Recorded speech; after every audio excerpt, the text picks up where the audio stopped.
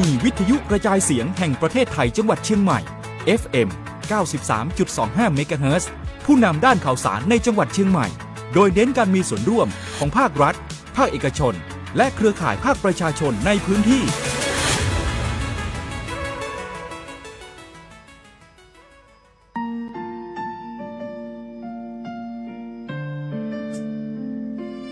ขอน้อมเกล้าถวายอาลัย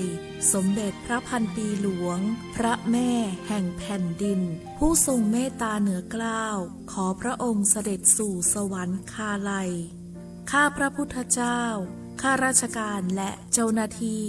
สถานีวิทยุกระจายเสียงแห่งประเทศไทยจังหวัดเชียงใหม่กรมประชาสัมพันธ์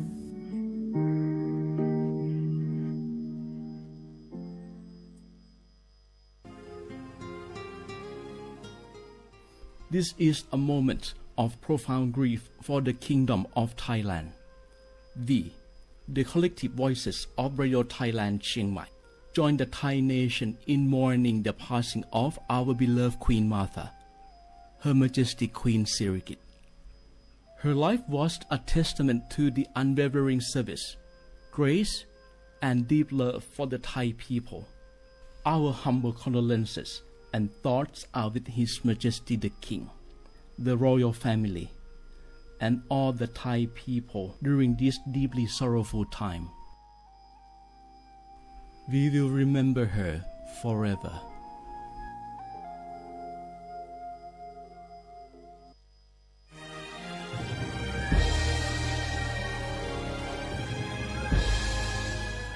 เกิดเป็นคนไทยเติบโตบนผืนแผ่นดินไทยจงภูมิใจในความเป็นไทยชาติไทยเรานั้นนับเป็นชาติที่มีความเป็นมาเก่าแก่ยาวนานเรามีภาษาวัฒนธรรมและมีสิ่งต่างๆที่เป็นเอกลักษณ์ให้เราได้ภาคภูมิใจในความเป็นคนไทยเราควรเห็นคุณค่าและมีความรักชาติหวงแหนแผ่นดินอันเป็นมรดกของบรรพชน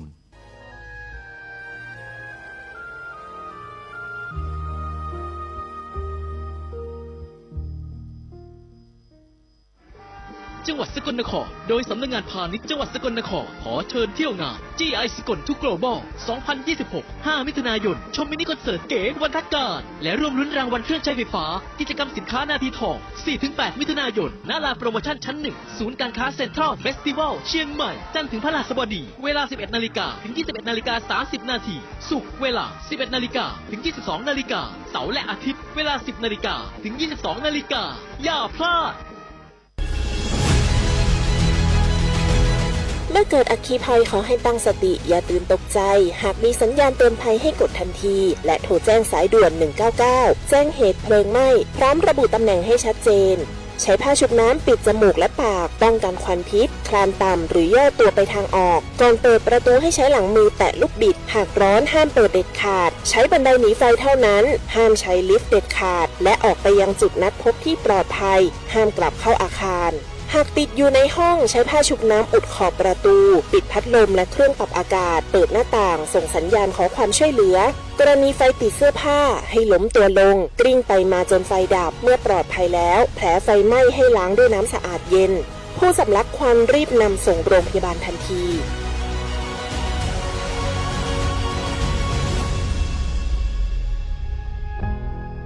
ปรารถนาดีจากสำนักงานประชาสัมพันธ์ที่ 3 กรมประชาสัมพันธ์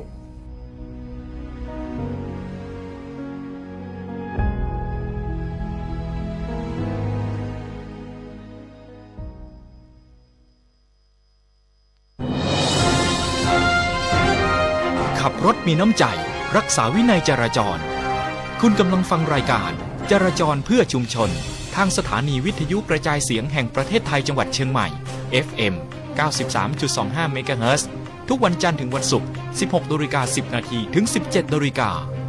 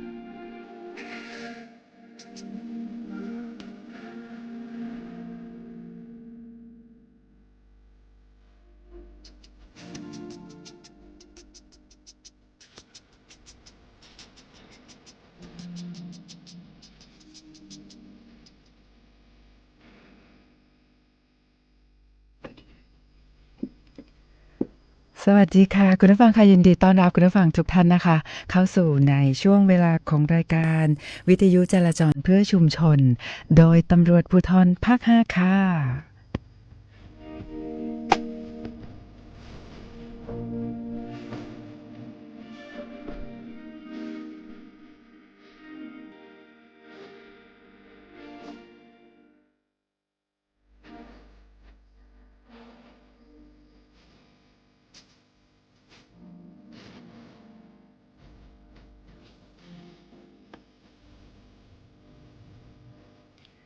ต้อนรับคุณผู้ฟังวันนี้นะคะหลังจากที่เมื่อวานนี้นะคะเป็นวันหยุดราชการค่ะวันนี้นะคะวันพฤหัสบดีที่ 4 มิถุนายน 2569 ค่ะ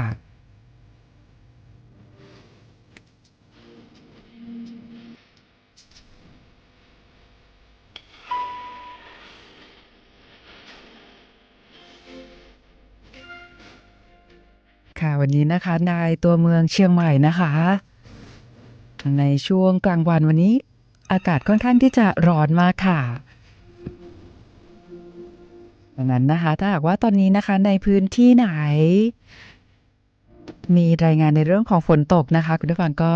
สามารถที่จะรายงานในเรื่องของทั้งสภาพการจราจรนะคะแล้วก็ข้อมูลเกี่ยวกับในเรื่องของสภาพอากาศนะคะไม่ว่าจะพิมพ์เข้ามานะคะผ่านเพจสทเชียงใหม่ PRD นะคะมาบอกเล่ากันค่ะ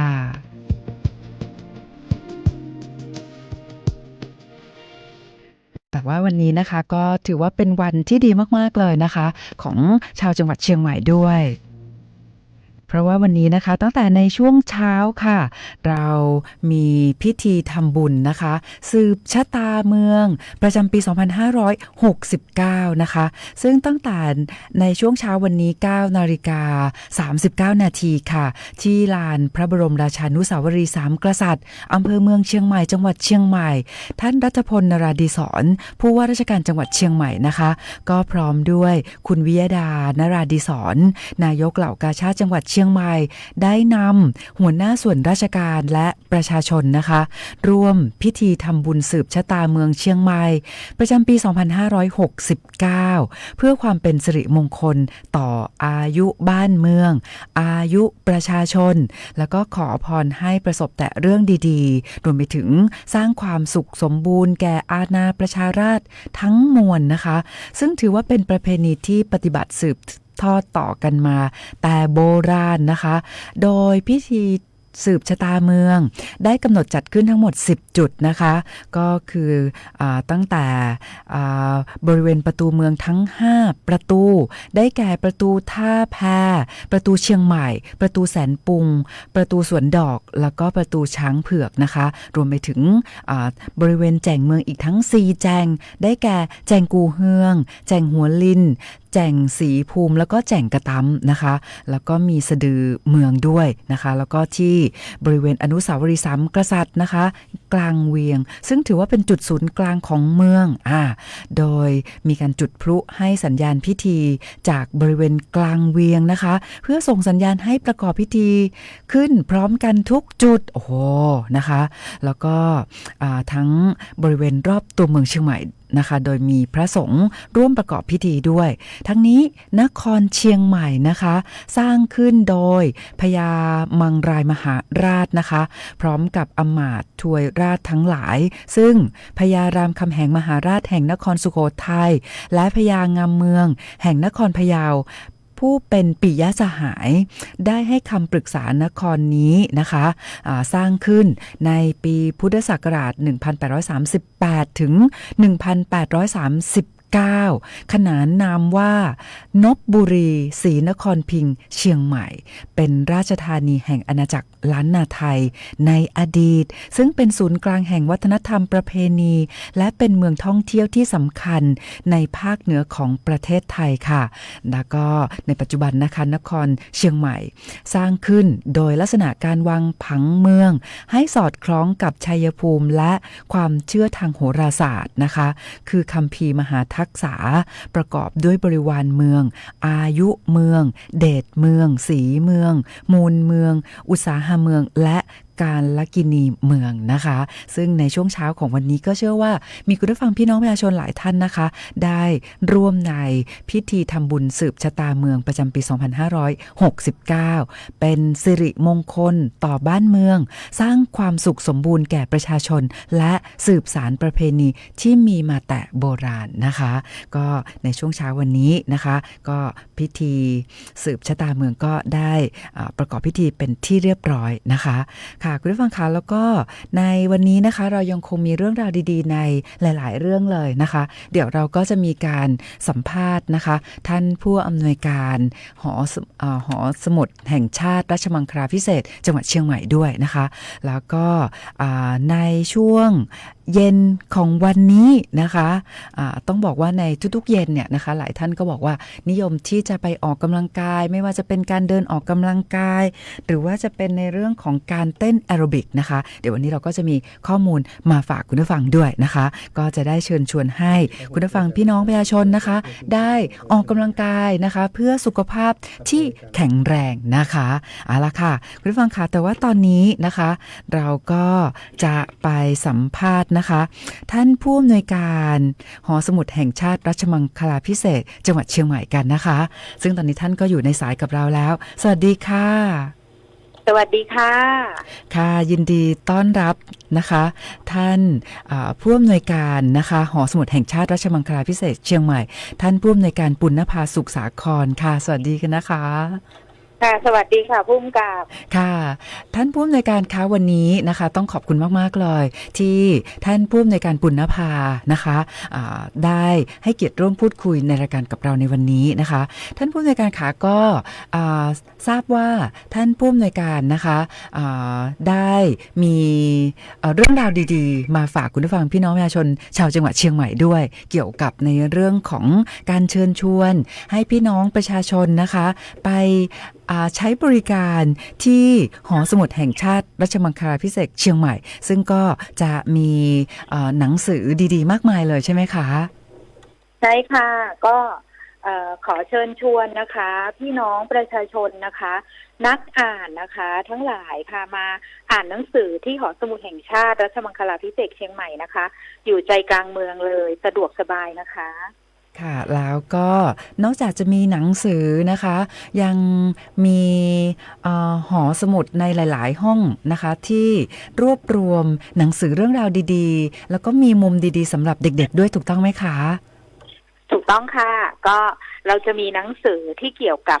ประวัติศาสตร์นะคะเกี่ยวกับความเป็นมาของล้านนานะคะรวบรวมไว้แล้วก็มีเกี่ยวกับเอกสารโบราณนะคะที่ถ้าใครที่ชอบศึกษาเรื่องของศาสนานะคะเรื่องของประวัติศาสตร์ตำรายานะคะมีทุกอย่างเลยเกี่ยวกับด้านนั้นที่เราก็มีค่ะแล้วก็มุมเด็กก็จะเป็นจุดที่ให้เด็กเข้าไปเล่นนะคะมีเพลย์กราวด์เล็กๆนะคะมีหนังสือสำหรับเด็กและเยาวชนให้อ่านมีเกมให้เล่นนะคะเพื่อเสริมทักษะของเด็กด้วยค่ะค่ะท่านผอ.คะแล้วถ้าหากว่าคุณผู้ฟังพี่น้องประชาชนนะคะจะไปใช้บริการที่หอสมุดแห่งชาติรัชมังคลาภิเษกเชียงใหม่เขาเปิดทำการกี่วันต่อสัปดาห์คะก็เปิด5วันนะคะตั้งแต่วันอังคารค่ะเราจะปิดวันอาทิตย์และจันทร์เราจะเปิดวันอังคารเป็นต้นไปถึงวันเสาร์นะคะก็เวลาทำการของหน่วยงานนะคะจะเป็น 9 โมงเช้าถึง 5 โมงเย็นค่ะ9 โมงเช้าถึง 5 โมงเย็นนะคะท่านผอ.ขาแล้วถ้าเกิดว่าเปิดทำการตั้งแต่วันอังคารถึงวันเสาร์หยุดวันอาทิตย์แล้วก็วันจันทร์แต่ถ้าเกิดว่าในระหว่างวันอังคารถึงวันเสาร์เป็นวันหยุดนักขัตฤกษ์อันนี้มีการเปิดทำการไหมคะวันหยุดนักขัตฤกษ์ก็ปิดทำการนะคะแล้วก็จะเปิดให้บริการเหมือนหน่วยงานราชการนะคะอ๋อค่ะแต่ว่าวันหยุดเนี่ยนะคะจะปกติเนี่ยจะเป็นวันหยุดราชการจะเป็นเสาร์อาทิตย์แต่ว่าที่หอสมุดเนี่ยนะคะหยุดวันอาทิตย์กับวันจันทร์นะคะใช่ค่ะอ๋อค่ะแล้วแต่ว่าตอนนี้นะคะก็ต้องบอกคุณผู้ฟังพี่น้องประชาชนนะคะว่าท่านปุณณภาสุขสาครนะคะท่านผู้อำนวยการหอสมุดแห่งชาติรัชมังคลาภิเษกเชียงใหม่นะคะนอกจากท่านจะเป็นท่านผู้อำนวยการรับผิดชอบที่หอสมุดดังกล่าวแล้วนะคะท่านยังมีตำแหน่งเป็นกรรมการคณะกรรมการบริหารสหพันธ์ระหว่างประเทศว่าด้วยสมาคมและสถาบันห้องสมุดสากลระดับภูมิภาคเอเชียและโอเชียเนียประจำปี 2568 ถึง 2570 นะคะและนอกจากนั้นท่านยังเป็นประธานเครือข่ายห้องสมุดประชาชนภูมิภาคอาเซียนเป็นประธานชมรมห้องสมุดเชียงใหม่ด้วยนะคะก็ท่านผู้อำนวยการนะคะก็มีข้อมูลเกี่ยวกับในเรื่องของห้องสมุดในพื้นที่จังหวัดเชียงใหม่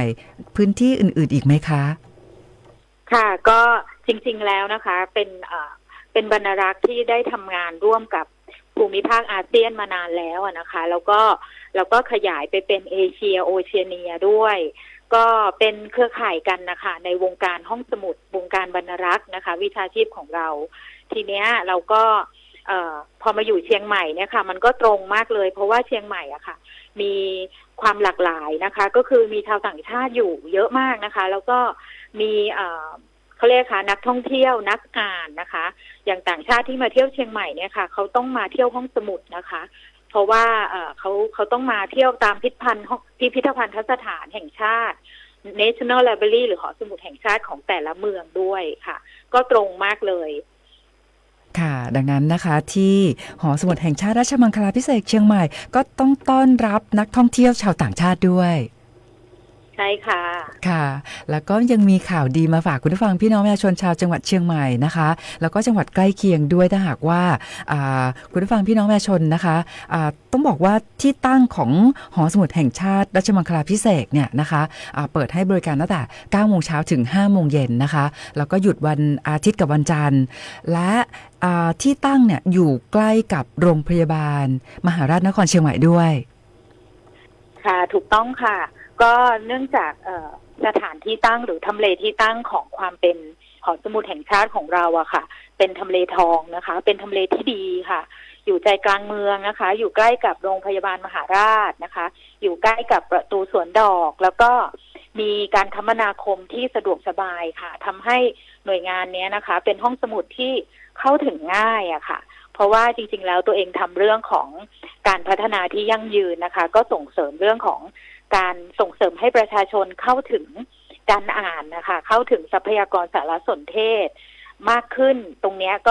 ก็ช่วยได้อะค่ะถ้าประชาชนท่านไหนที่แวะมาอ่านหนังสือนะคะก็สามารถมาที่เราได้สะดวกมากค่ะค่ะและนอกจากนั้นนะคะต้องบอกคุณผู้ฟังพี่น้องประชาชนว่าท่านผอ.นะคะใจดีมากๆเลยเพราะว่าอย่างที่บอกว่าหอสมุดนะคะแห่งชาติราชมังคลาภิเษกเชียงใหม่เนี่ยตั้งอยู่ใกล้โรงพยาบาลมหาราชนครเชียงใหม่ด้วยดังนั้นนะคะในพื้นที่ที่จอดรถนะคะของหอสมุดท่านผอ.บอกว่าเนี่ยคุณผู้ฟังพี่น้องประชาชนนะคะแวะมาใช้บริการอ่านหนังสือหรือถ้าหากว่าต้องไปที่โรงพยาบาลสามารถมาจอดรถได้ใช่ไหมคะค่ะมาจอดรถได้นะคะยินดีต้อนรับทุกท่านนะคะก็แวะมาอ่านหนังสือกันได้ค่ะนอกจากนี้แล้วถ้าท่านใดที่มาติดต่อธุระหรือว่ามาที่โรงพยาบาลมหาราชนะคะก็แวะมาจอดที่เราค่ะได้ค่ะยินดีให้บริการอยู่แล้วก็เข้าแวะมาอ่านหนังสือได้นะคะหนังสือห้องบริการหนังสือที่ใกล้ที่สุดก็คืออยู่ที่ชั้น 1นะคะแอร์เย็นค่ะสะดวกสบายค่ะโอ้โหสุดยอดมากๆเลยนะคะดังนั้นหลายท่านบอกว่าเนี่ยนะคะเวลาที่มาเป็นคนไข้นะคะหรือว่ามาเยี่ยมไข้มาที่โรงพยาบาลนะคะอาจจะไม่มีที่จอดรถนะคะปรากฏว่าท่านผอ.บอกว่าเนี่ยมาจอดรถได้เลยนะคะที่หอสมุดแห่งชาติราชมังคลาภิเษกท่านผอ.คะจอดรถได้ประมาณกี่คันนะคะพื้นที่ทั้งหมดนะคะจอดรถได้ประมาณ20คันนะคะค่ะสำหรับพี่น้องประชาชนนะคะค่ะก็สามารถเอารถยนต์มาจอดได้แต่ว่าหอสมุดเนี่ยเขาเปิดช่วงเช้าแล้วก็ปิดในช่วงเย็นใช่ค่ะก็คือตามมาตรการรักษาความปลอดภัยของหน่วยงานราชการนะคะปิดเวลา 17 นาฬิกาหรือ 5 โมงเย็นนะคะคือท่านก็ต้องนำรถออกก่อนเวลานั้นนะคะก็ขอความร่วมมือด้วยถ้าเกิดว่าท่านใดที่แวะเข้ามาอ่านหนังสือหรือไปที่โรงพยาบาลหรือไปที่ใกล้เคียงพื้นที่นี้ค่ะก็ขอให้นำรถออกก่อนเวลาค่ะก็ถือว่าเป็นการบริการที่ดีมากๆเลยนะคะเพราะว่าท่านบอกเอาใจดีมากๆหลายท่านบอกว่าเนี่ยนะคะไม่มีที่จอดรถนะคะแต่ว่าต้องไปที่โรงพยาบาลขอมาจอดที่หอสมุดแห่งชาติราชมังคลาภิเษกก็สามารถมาใช้บริการจอดได้เพียงแต่ว่าอาจจะเปิดใ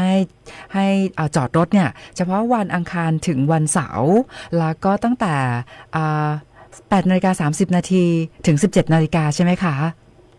ใช่ค่ะก็แวะมาได้นะคะยินดีนะคะก็เป็นการเขาเรียกว่าพึ่งพาอาศัยกันนะคะถ้าเกิดว่าเข้าใจอะค่ะเวลาถ้าสมมติเราวนรถแล้วมันไม่มีที่จอดจริงๆท่านสามารถดรอปผู้ป่วยก่อนหรือว่าญาติก่อนที่โรงพยาบาลแล้ววนอีกรอบนึงเพื่อจะมาจอดก็ได้นะคะโอ้โหแล้วช่วงเวลาที่นั่งรอค่ะก็มาอ่านหนังสือก่อนก็ได้โอ้โหสุดยอดมากเลยนะคะท่านผอ.ใจดีมากๆเลยนะคะค่ะท่านผอ.ค่ะในช่วงท้ายนี้ท่านผอ.มีอะไรอยากจะฝากคุณผู้ฟังพี่น้องประชาชนนะคะเชิญได้เลยค่ะค่ะก็อยากจะฝากนะคะถ้าท่านใดที่อยากอ่านหนังสือที่เกี่ยวกับประวัติความเป็นมาของเชียงใหม่นะคะอาณาจักรล้านนานะคะอยากดูของเก่าที่เป็นอักษรธรรมล้านนาในสมัยโบราณนะคะแล้วก็เป็นหนังสือที่หายากในสมัย แรกๆที่มีโรงพิมพ์ของจังหวัดเชียงใหม่นะคะก็ทางเรายังมีเก็บรักษาไว้ค่ะถ้าท่านใดสนใจอยากจะเข้ามาอ่านหรือมาดูตัวเล่มเราก็มีให้บริการนะคะหรือว่าจะติดตามข้อมูลข่าวสารของเราผ่าน Facebook ก็ได้นะคะเราใช้ชื่อว่า Facebook นะคะหอสมุดแห่งชาติรัชมังคลาภิเษกเชียงใหม่ตัวย่อเป็น nl.cnx นะคะก็ขอฝากทุกท่านด้วยนะคะถ้าท่านใดสนใจก็เข้ามาได้ยินดีจอดรถก็ฟรีนะคะแล้วก็อ่านหนังสือได้ด้วยเดินไปสถานที่ใกล้เคียงก็ปลอดภัยนะคะที่เรา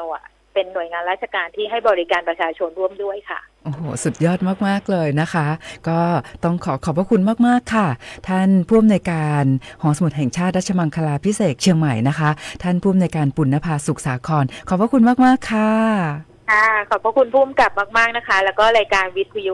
เพื่อประชาชนด้วยนะคะขอบคุณค่ะค่ะสวัสดีค่ะค่ะคุณผู้ฟังค่ะท่านผอ.ใจดีมากๆเลยนะคะดังนั้นคุณผู้ฟังนะคะสามารถที่จะใช้พื้นที่จอดรถนะคะของหอสมุดแห่งชาติรัชมังคลาภิเษกจังหวัดเชียงใหม่นะคะหากว่าท่านอาจจะไปเดินท่องเที่ยวเนาะนะคะแล้วก็หรือว่าจะไปใช้บริการที่โรงพยาบาลมหาราชนครเชียงใหม่จอดรถก็สามารถสะดวกนะคะแล้วก็ยังไปใช้บริการในเรื่องของการอ่านหนังสือดีๆได้ด้วยนะคะเอาละค่ะคุณผู้ฟังค่ะตอนนี้นะคะเดี๋ยวอีกสักครู่หนึ่งเราจะมีเรื่องราวดีๆมาฝากคุณผู้ฟังด้วยมีข่าวในเรื่องของการรับสมัครตำรวจมาฝากคุณผู้ฟังด้วยนะคะตอนนี้นะคะก็มีคุณผู้ฟังที่ทักทายเราเข้ามาผ่านเพจสวท.เชียงใหม่ PRD นะคะท่านแรกเลยคุณจัญญาบอกว่าช่วงเช้าวันนี้เนี่ยคุณจัญญาได้ไปร่วมทำบุญสืบชะตาเมืองด้วยนะคะโอ้โหสุดยอดมากเลยนะคะแล้วก็มีคุณฤทธิ์คุณพัชราพรคุณวารินนะคะคุณวารินบอกว่าที่ป่าบงสารพีนะคะหนองหานเนี่ยนะคะโอ้โหร้อนมากเลยวันนี้นะคะเดี๋ยวไม่แน่นะคะเดี๋ยวช่วงเย็นๆค่ำๆเนี่ยอาจจะมีฝนตกก็ได้ค่ะคุณสุทัศน์บอกว่าสันปะตองก็ร้อนนะคะคุณสิริพรคุณสิรินันท์บอกว่าที่แม่ทาร้อนมากเลยนะคะคุณสุรินทร์จากนครศรีธรรมราชคุณพี่ดวงรัตน์แล้วก็คุณพงศักดิ์จากสุราษฎร์ธานีด้วยนะคะขอบคุณทุกท่านเลยที่ให้เกียรติทักทายเราเข้ามาผ่านเพจสวท.เชียงใหม่ PRD นะคะตอนนี้มีบทเพลงเพราะๆมาฝากคุณผู้ฟังเดี๋ยวกลับเข้ามานะคะเรามีเรื่องราวข่าวรับสมัครตำรวจมาฝากคุณผู้ฟังด้วยค่ะ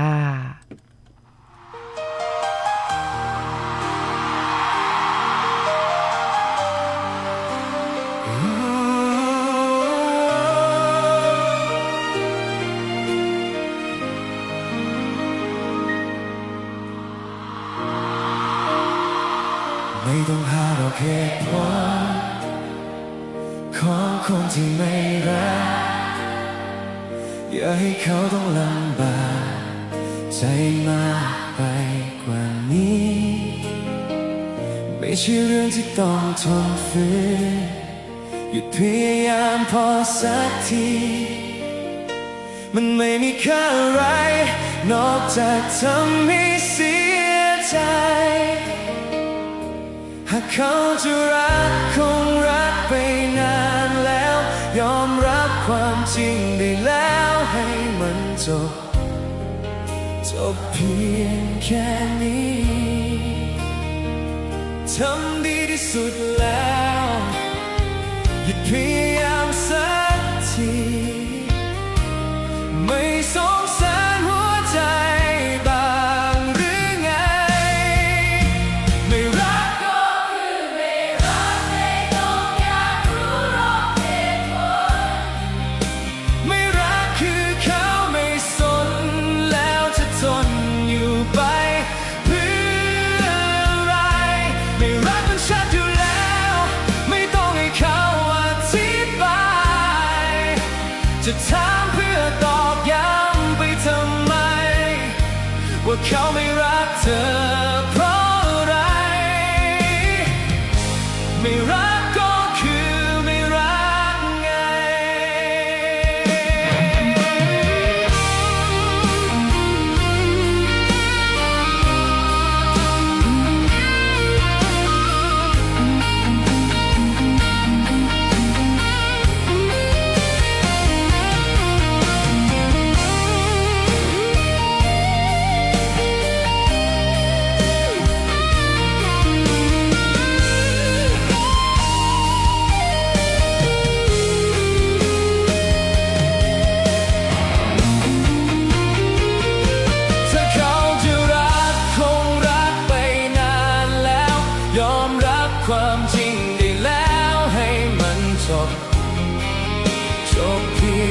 แค่นี้ทำดีที่สุดแล้วหยุดพยายามพอเสียทีไม่สงสารหัวใจบ้างหรือไงไม่รักก็คือไม่รักไม่ต้องอยากรู้หรอกเหตุผลไม่รักคือเขาไม่สนแล้วจะทนอยู่ไปเพื่ออะไรไม่รักมันชัดอยู่แล้วไม่ต้องให้เขาอธิบายจะถามเพื่อตอกย้ำไปทำไมว่าเขาไม่รักเธอเพราะอะไร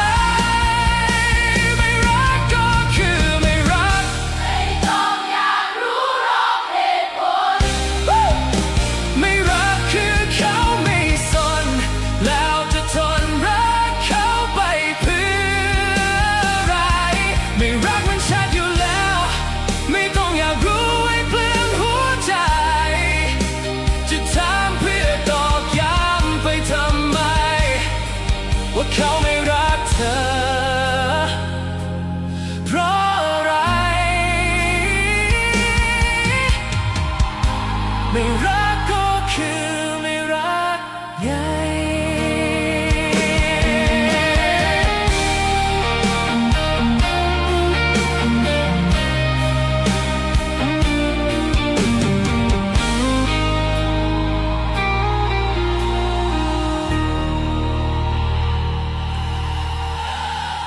ค่ะคุณผู้ฟังค่ะกับบทเพลงเพราะๆแบบนี้เลยนะคะ ที่นำมาฝากคุณผู้ฟังค่ะคุณผู้ฟังค่ะตอนนี้เรามีข่าวรับสมัครตำรวจมาฝากคุณผู้ฟังด้วยนะคะ ก็ตอนนี้ทางสำนักงานตำรวจแห่งชาติค่ะเปิดรับสมัครและสอบแข่งขันบุคคลภายนอกเพื่อบรรจุและแต่งตั้งเข้ารับราชการเป็นข้าราชการตำรวจชั้นประทวนนะคะจำนวนทั้งหมด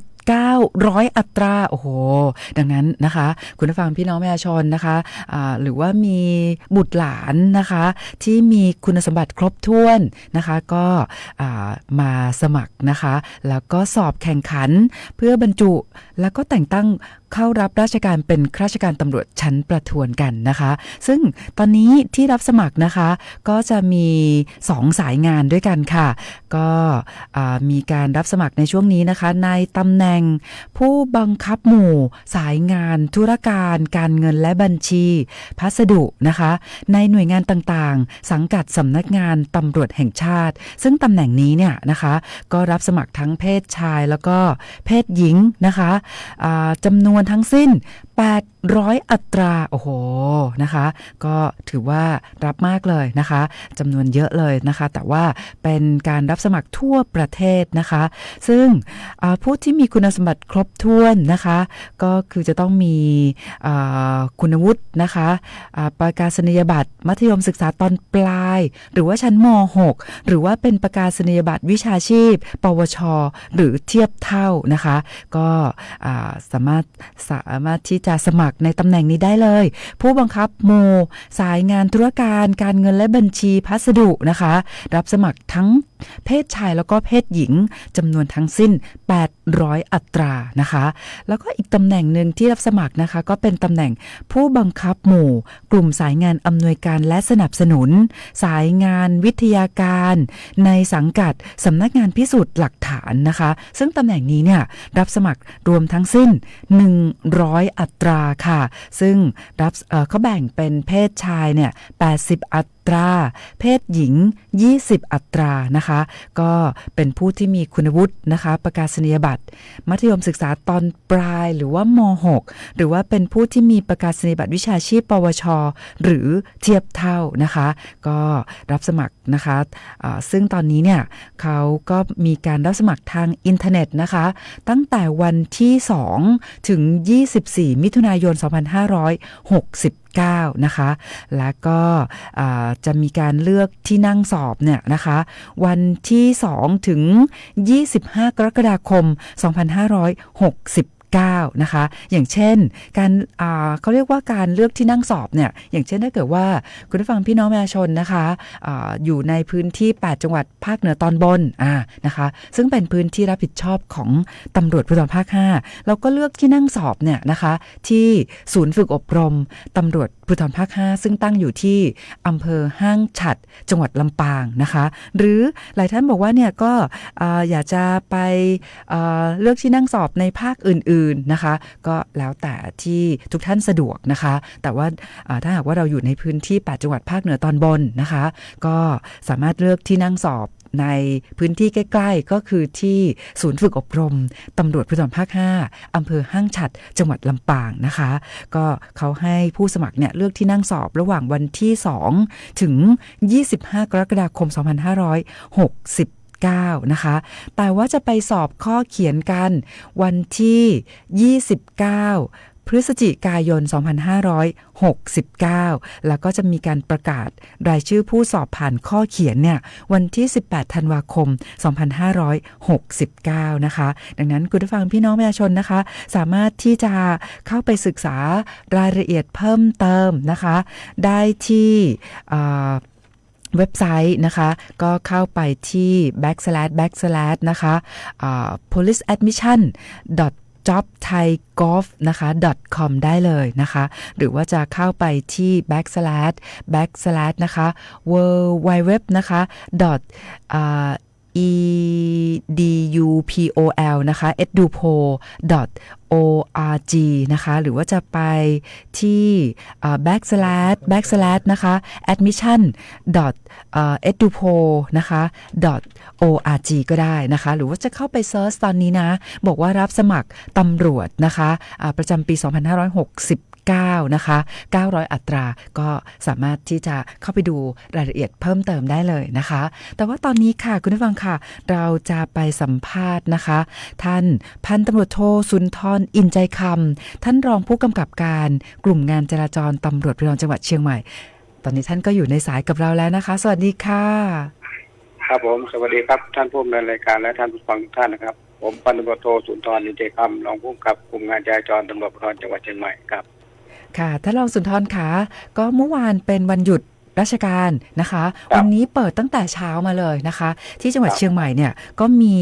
พิธีทำบุญสืบชะตาเมืองด้วยนะคะเป็นยังไงบ้างคะแล้วก็ในช่วงเย็นวันนี้นะคะในเรื่องของสภาพการจราจรด้วยค่ะก็เอาพิธีตอนช่วงเช้ากันนะครับกลุ่มงานจราจรก็มีหน้าที่ในการอำนวยความสะดวกด้านการจราจรภารกิจก็สำเร็จรุ่ร่วงไปด้วยดีครับก็กิจกรรมต่างๆที่เกิดขึ้นในตัวเมืองเชียงใหม่กลุ่มงานจราจรก็จะมีหน้าที่ในการอำนวยความสะดวกด้านการจราจรก็สำหรับสถานศึกษานะครับสถานศึกษาตอนนี้ก็เข้าสู่สัปดาห์ที่3ผู้ปกครองและนักเรียนนักศึกษาก็เริ่มปรับตัวได้ดีขึ้นนะครับก็ทำให้การจราจรหน้าสถานศึกษาเคลื่อนตัวดีขึ้นเรื่องที่อยากฝากก็ฝากให้เตรียมตัวให้พร้อมนะครับก่อนออกจากบ้านการรับส่งบุตรหลานก็ขอใ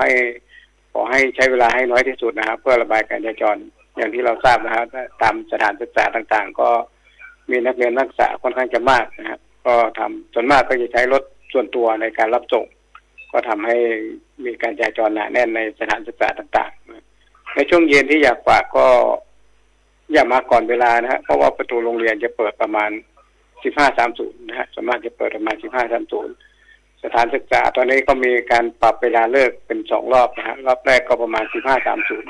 รอบที่2ก็16:45นะฮะก็จะมีการจราจรหนาแน่นนิดนึงในรอบที่2ตอนนี้รอบที่2ก็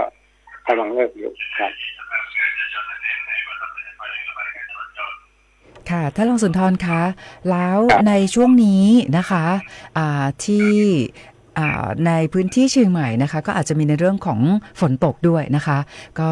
ในเรื่องของการขับขี่ที่ปลอดภัยตอนนี้อยากให้ท่านรองสุนทรนะคะพูดคุยในเรื่องนี้ด้วยรวมไปถึงการปฏิบัติตามกฎจราจรโดยเคร่งครัดค่ะครับก็ฝากนะครับอย่างที่ท่านผู้กำกับว่านะครับช่วงนี้ก็มีฝนตกก็ถนนลื่นก็จะเป็นเรื่องของอุบัติเหตุแล้วก็ผู้ปกครองหรือว่าผู้ใช้รถถนนส่วนใหญ่ก็จะใช้รถยนต์เป็นพาหนะนะฮะก็ทำให้มีการจราจรในถนนค่อนข้างจะหนาแน่นนะฮะโดยเฉพาะหน้าสถานศึกษาต่างๆก็จะใช้รถยนต์ในการรับส่งบุตรหลานก็ทำให้มีปัญหาด้านการจราจร หน้าสถานศึกษาถนนหลักๆที่มีสถานศึกษาตั้งอยู่ก็เป็นถนนแก้วนวรัตน์นะฮะอันนี้ก็เป็นปิ้นดาราที่มีนักเรียนนักศึกษาค่อนข้างมากถนนเจริญเมืองนี่ก็เป็นจารศาสตร์นะฮะที่มีนักเรียนนักศึกษาค่อนข้างมากเหมือนกันนะฮะถนนมหิดลที่เป็นถนนสายหลักก็จะเป็นมงปอดมัธยมแล้วก็วารีนะฮะที่มีปัญหาการจราจรถนนบุญฤทธิ์ก็จะเป็นของวัฒโนนะฮะที่มีนักเรียนนักศึกษาก็ค่อนข้างมากนะก็จะมีการจราจรหนาแน่นในชั่วโมงเร่งด่วนถนนเจริญประเทศก็จะมี3สถานศึกษานะเราก็จะมีการทำระบบวันเวย์หน้าสถานศึกษาในสายเจริญประเทศช่วงเช้าเริ่มตั้งแต่ประมาณ7 โมงช่วงเย็นก็เริ่มตั้งแต่ประมาณ3 โมงถึง3 โมงครึ่งนะฮะที่นักเรียนนักศึกษาเลิกเราก็จะทำระบบวันเวย์ในถนนสายเจริญประเทศนะฮะเพื่อระบายการจราจรอันนี้ก็ขอฝากประชาชนผู้ใช้รถถนนนะฮะเรื่องของป้ายสัญญาณต่างๆที่เจ้าที่ตำรวจจราจรแสดงไว้ก็ขอให้ไปบัตรตามป้ายต่างๆนะฮะก็ในถนนในตัวเมืองเชียงใหม่ก็จะมีเรื่องของป้ายห้ามจอดนะในแต่ละเส้นก็จะไม่เหมือนกันนะบางสายอย่างสายที่มีการจราจรหนาแน่นในชั่วโมงเร่งด่วนเราก็จะห้ามจอดในชั่วโมงเร่งด่วนในสายที่มีการถนนค่อนข้างจะคับแคบนะครับเราก็จะห้ามจอดวันคู่วันที่ถนนที่มีการจราจรหนาแน่นมากๆเราก็จะห้ามจอดตลอดเวลาอันนี้ก็ขอให้สังเกตป้ายด้วยนะครับเวลาใช้รถถนนในตัวเมืองเชียงใหม่สำหรับรถบรรทุกขนาดใหญ่อันนี้เราก็มีเวลาอยู่ในถนนบางสายเราจะห้ามเข้าตลอดเวลาอย่างถนนสายเจริญประเทศนะครับถนนท่าแพนะจะห้ามเข้าตลอดเวลาการจะเข้าก็ต้องขออนุญาตเจ้าพนักงานก่อนนะฮะถนนสายมหิดลที่มีการจราจรหนาแน่นในชั่วโมงเร่งด่วนเราก็จะห้ามในชั่วโมงเร่งด่วนอันนี้ก็ขอฝากประชาสัมพันธ์ในการใช้รถใช้ถนนครับค่ะวันนี้นะคะก็ต้องขอบคุณมากๆเลยนะคะท่านพันตำรวจโทสุนทรอินใจคำค่ะขอบคุณค่ะครับผมครับค่ะสวัสดีค่ะค่ะคุณผู้ฟังค่ะก็เป็นประจำทุกๆวันนะคะที่ทางกลุ่มงานจราจรตำรวจภูธรจังหวัดเชียงใหม่นะคะก็จะมีท่านสารวัตรจราจรท่านรองผู้กำกับนะคะกลุ่มงานจราจรมาร่วมพูดคุยในรายการนะคะแล้วก็รณรงค์ในเรื่องของการขับขี่ที่ปลอดภัยรวมไปถึงนะคะได้รายงานในเรื่องของสภาพการจราจรให้กับคุณผู้ฟังพี่น้องประชาชนใช้วางแผนการเดินทางด้วยค่ะคุณผู้ฟังคะวันพรุ่งนี้นะคะมีข่าวประชาสัมพันธ์มานำเรียนให้กับคุณผู้ฟังด้วยก็คือนะคะที่องค์การบริหารส่วนจังหวัดเชียงใหม่นะคะเขาจัดให้มีการเต้นแอโรบิกนะคะวาไรตี้แดนซ์นะคะโดยวันพรุ่งนี้วันศุกร์นะคะศุกร์ที่5 มิถุนายน 2569นะคะก็ท่านนายกองค์การบริหารส่วนจังหวัดเชียงใหม่ก็เชิญชวนให้กับคุณผู้ฟังพี่น้องประชาชนนะคะสุขหันษา3 ชามามันแสงสีเสียงเต็มระบบโอ้โหต้องบอกว่าตอนนี้นะคะในเรื่องของการออกกำลังกายนะคะเชื่อว่าคุณผู้ฟังพี่น้องประชาชนหลายท่านนะคะให้ความสำคัญกับเรื่องนี้มากๆเพราะว่าสุขภาพเนี่ยเป็นเรื่องที่สำคัญมากๆเลยนะคะแล้วสุขภาพที่แข็งแรงเนี่ยนะคะต้องสร้างด้วยตนเองด้วยดังนั้นนะคะวันพรุ่งนี้วันศุกร์นะคะวันแห่งความสุขตั้งแต่ช่วงเวลา 18 นาฬิกาจนถึง 19 นาฬิกานะคะก็เชิญชวนคุณผู้ฟังพี่น้องประชาชนมาออกกำลังกายกันนะคะด้วยการเต้นแอโรบิกวาไรตี้แดนซ์นะคะชวนออกมาเต้นแอโรบิกมาร่วมสร้างตำนานความมันนะคะคนเต้นเยอะที่สุดในเชียงใหม่ดังนั้นนะคะก็คุณผู้ฟังนะคะก็จะได้สนุกสนานด้วยนะคะออกกำลังกายไปด้วยแล้วท่านนายกอบจ.บอกว่าเนี่ยนะคะ3 ชามามันแสงสีเสียงเต็มระบบนะคะมาร่วมกันแต่งกายสีสัน colorful เน้นความสดใสมาสนุกสุดๆไปด้วยกันวันพรุ่งนี้นะคะพบกันที่สวนอบจ.เชียงใหม่นะคะก็ศูนย์ราชการจังหวัดเชียงใหม่ที่สวนอบจ.เชียงใหม่เขาก็จะมาร่วมสร้างตำนานคนเต้นเยอะที่สุดในเชียงใหม่เต้นแอโรบิกวาไรตี้แดนซ์นะคะก็ได้ออกกำลังกายด้วยแล้วเขาก็บอกว่าพรุ่งนี้เนี่ยเป็นวันศุกร์นะคะศุกร์หันษา3 ชามามันแสงสีเสียงเต็มระบบนะคะมาแต่งกายสีสัน colorful แล้วก็มาเต้นแอโรบิกวาไรตี้แดนซ์กันนะคะวันพรุ่งนี้ค่ะตั้งแต่เวลา 18 นาฬิกาจนถึง9 นาฬิกานะคะสถานที่ณศูนย์ราชการจังหวัดเชียงใหม่หรือว่าศูนย์อบจ.เชียงใหม่นะคะดังนั้นหลายท่านนะคะเตรียมตัวให้พร้อมเลยวันพรุ่งนี้นะคะมาเต้นแอโรบิกร่วมกันนะคะ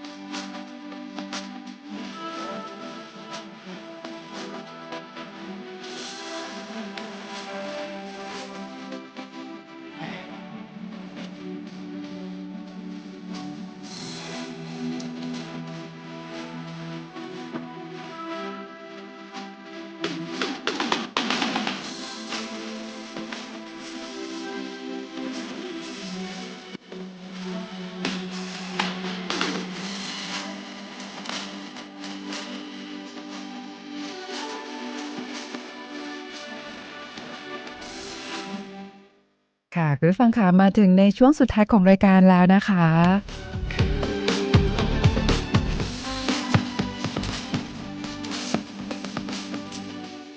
ค่ะคุณผู้ฟังค่ะในเรื่องของการขับขี่ที่ปลอดภัยค่ะ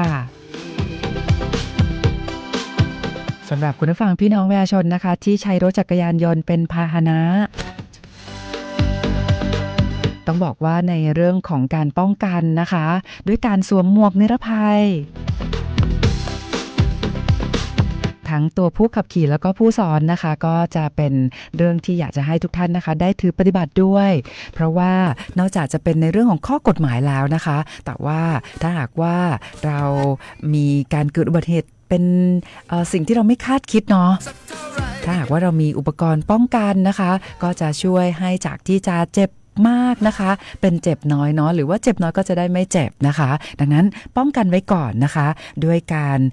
สวมหมวกนิรภัยทั้งตัวผู้ขับขี่แล้วก็ผู้ซ้อนสำหรับผู้ที่ขับขี่รถจักรยานยนต์นะคะและที่สำคัญเลยนะคะอยากให้ทุกท่านนะคะใช้ความระมัดระวังในการขับรถเพราะว่าในช่วงนี้เนี่ยศูนย์อุตุนิยมวิทยานะคะก็ได้มีการพยากรณ์อากาศบอกว่าในพื้นที่รับผิดชอบของตำรวจภูธรภาค 5นะคะวันนี้เนี่ยก็จะมีฝนตก60%ของพื้นที่ด้วยนะคะแล้วก็อาจจะมีในเรื่องของลมกระโชกแรงนะคะดังนั้นถ้าหากว่ามีฝนตกแล้วก็มีลมแรงนะคะก็อยากให้ทุกท่านนะคะต้อง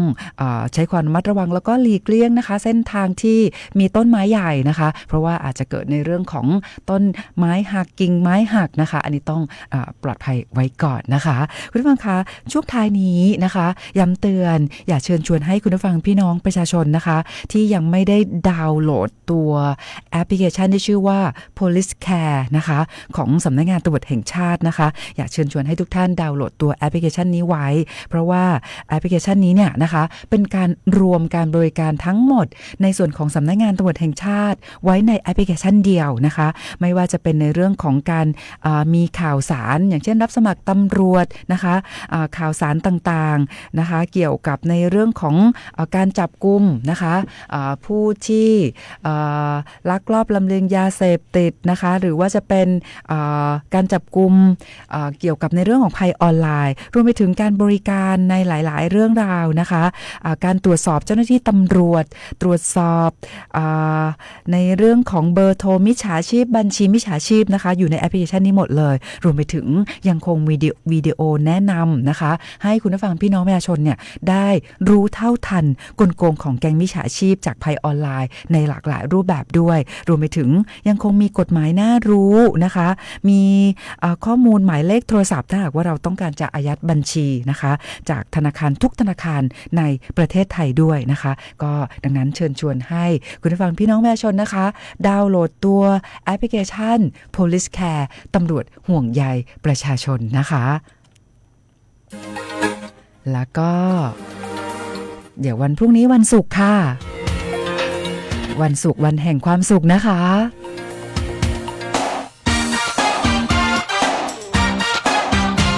วันพรุ่งนี้นะคะเราก็จะมีกิจกรรมมาให้คุณผู้ฟังได้ร่วมสนุกในรายการด้วยแล้วก็เดี๋ยวเราก็จะ